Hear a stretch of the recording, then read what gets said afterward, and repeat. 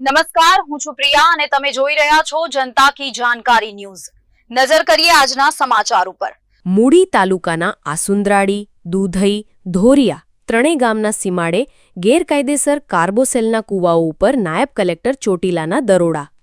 નાયબ કલેક્ટર ચોટીલા એચ.ટી. મકવાણા તથા તેમની ટીમ દ્વારા મૂડી તાલુકાના તદ્દન નવા જ લોકેશન ઉપર એટલે કે આસુંદ્રાળી, દૂધઈ અને ધોળિયા એ ત્રણેય ગામના સીમાડે આસુંદ્રાળીના સરકારી સર્વે નંબર 243 વાળી જમીનમાંથી ગેરકાયદેસર કાર્બોસેલનું ખનન કરતા કુલ 14 કૂવાઓ એટલે કે ખાડાઓ ઝડપી પાડવામાં આવ્યા હતા, જેમાં 300 મેટ્રિક ટન કાર્બોસેલ, 4 ચરખી, 30 નંગ સુપર પાવર 90 વિસ્ફોટક મળી કુલ રૂપિયા 11 લાખ એટલે કે 11 લાખ પૂરાનો મુદ્દામાલ જપ્ત કરી મામલતદાર કચેરી થાનગઢ ખાતે ખસેડવાની કામગીરી હાથ ધરાઈ હતી।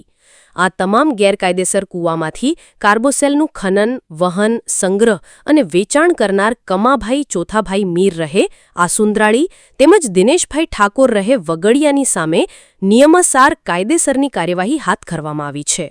રિપોર્ટ જયેન્દ્રસિંહ ઝાલા, લખતર। આજે સવારે 5:30 વાગ્યાની આસપાસ અમારી નાયબ કલેક્ટર પ્રાંત ચોટીલાની ટીમ સાથે અમોએ થાનગઢ તાલુકાના ભડુલા વિસ્તારમાં કે જ્યાં ગેરકાયદેસર કાર્બોસેલ એટલે કે કોલસાનું જે મોટા પ્રમાણની અંદર ગેરકાયદેસર ખનન પ્રવૃત્તિ ચાલે છે ત્યાં અમોએ રેડ પાડવામાં આવેલી હતી અને આ રેડ દરમિયાન છે એ તદ્દન 5 કૂવાઓ છે એ ચાલુ હાલતની અંદર મળી આવેલા હતા। એમાંથી 2 કૂવાઓની અંદરથી કાર્બોસેલ કોલસો કાઢવામાં આવતો હતો અને 3 કૂવાની અંદર છે પાણી ઉલેચવામાં આવતું હતું।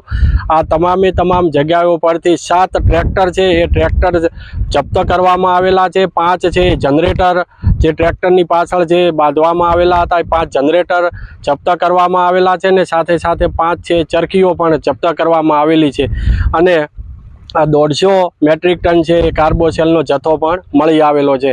આમ મળીને કુલ 74 લાખનો મુદ્દામાલ છે એ હાલ ભડુલા વિસ્તારમાંથી કબજે કરી અને મામલતદાર કચેરી થાનગઢ ખાતે ખસેડવાની કામગીરી ચાલુમાં છે।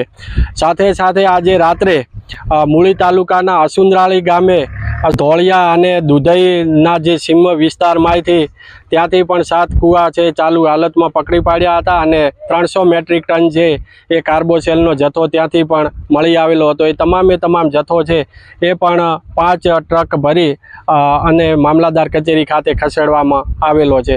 આમ ગઈકાલે રાત્રે અને આજે અમારી કુલ 2 રેડ પાડવામાં આવેલી છે અને મોટા પ્રમાણની અંદરથી આ જથ્થો છે જપ્ત કરી અને આગળની કાયદેસરની કાર્યવાહી કરવામાં આવેલ છે। સાથે સાથે આ જે ભડુલા વિસ્તારની અંદરથી જે ગેરકાયદેસર ખનન કરાવતા એ જે ખનિજ માફિયાઓ છે તેઓના નામ પણ શોધવાની કામગીરી હાલ ચાલુ છે।